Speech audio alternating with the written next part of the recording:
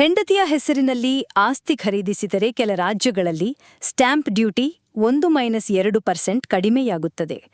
ಈ ಸೌಲಭ್ಯ ಪಡೆಯಲು ಹಲವರು ಹೆಂಡತಿ ಹೆಸರು ಮೇಲೆ ಮನೆ, ಜಮೀನು ಅಥವಾ ಕಾರು ಕೂಡ ನೋಂದಾಯಿಸುತ್ತಾರೆ. ಆದರೆ ಇದು ಸಾಂವಿಧಾನಿಕ ಪಾಠವಲ್ಲ ಎಂಬುದನ್ನು ಹೈಕೋರ್ಟ್ ತೋರ್ಪಡಿಸಿದೆ. ನಿಯಮದ ಪ್ರಕಾರ ಆಸ್ತಿಯ ಮಾಲೀಕತ್ವ ಯಾರದಾಗಬೇಕು ಎಂಬ ಪ್ರಶ್ನೆ ಉದಯವಾಗುತ್ತದೆ. ಸೆಕ್ಷನ್ 114ರ ಪ್ರಕಾರ ಹೆಂಡತಿಯು ತನ್ನ ಆದಾಯದಿಂದ ಆ ಆಸ್ತಿಯನ್ನು ಖರೀದಿಸಿದ್ದೇ ಎಂಬುದನ್ನು ಸಾಬೀತುಪಡಿಸಲಿಲ್ಲವೆಂದರೆ ಆ ಆಸ್ತಿ ಗಂಡನ ಆದಾಯದಿಂದ ಖರೀದಿಸಿದ್ದೆಂದು ತೀರ್ಮಾನ ಮಾಡಲಾಗುತ್ತದೆ. ಹೆಂಡತಿ ಆಸ್ತಿಯ ಮೇಲೆ ಹಕ್ಕು ಸಾಧಿಸಲು ಗಂಡನು ಮರಣ ಹೊಂದಿದ ನಂತರ ಹಿಂದೂ ವಾರಸತ್ವ ಕಾಯ್ದೆ 1956 ಅನ್ವಯವಾಗಿ ಹಕ್ಕು ಲಭಿಸಬಹುದು. ಆದರೆ ಗಂಡನು ವಿಲ್ ಮಾಡದೆ ಹೋದರೆ ಮಾತ್ರ. ಈ ವೇಳೆ ಮಕ್ಕಳು ಇತರ ವಾರಸುದಾರರಿಗೂ ಹಕ್ಕು ಇರಬಹುದು.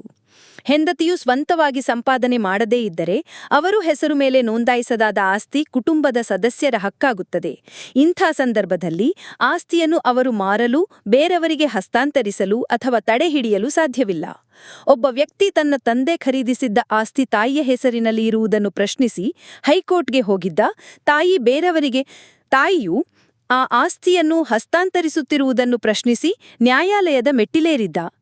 ಈ ಹಿನ್ನೆಲೆಯಲ್ಲಿ ಅಲಹಾಬಾದ್ ಹೈಕೋರ್ಟ್ ಮಹತ್ವದ ತೀರ್ಪು ನೀಡಿದ್ದು, ಹೆಂಡತಿಯ ಹೆಸರು ಮೇಲೆ ಖರೀದಿಸಿದ ಆಸ್ತಿ ಅವರು ಸ್ವಂತ ಹಣದಿಂದ ಖರೀದಿಸದೇ ಇದ್ದರೆ ಅದು ಅವರ ವೈಯಕ್ತಿಕ ಆಸ್ತಿಯಾಗಿ ಪರಿಗಣಿಸದಂತೆ ತೀರ್ಮಾನಿಸಿದೆ. ಅಂದರೆ ಅದು ಕುಟುಂಬದ ಆಸ್ತಿಯಾಗಿ ಪರಿಗಣಿಸಲಾಗುತ್ತದೆ.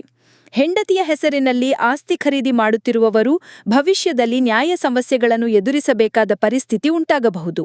ಅದಕ್ಕಾಗಿಯೇ ಆಸ್ತಿ ಖರೀದಿ ವೇಳೆ ಹಣದ ಮೂಲ ದಾಖಲೆಗಳ ಸ್ಪಷ್ಟತೆ ಹಾಗೂ ನಿಯಮಾನುಸಾರ ದಾಖಲೆಗಳನ್ನು ಮಾಡಿಕೊಳ್ಳುವುದು ಅತ್ಯಂತ ಅಗತ್ಯ.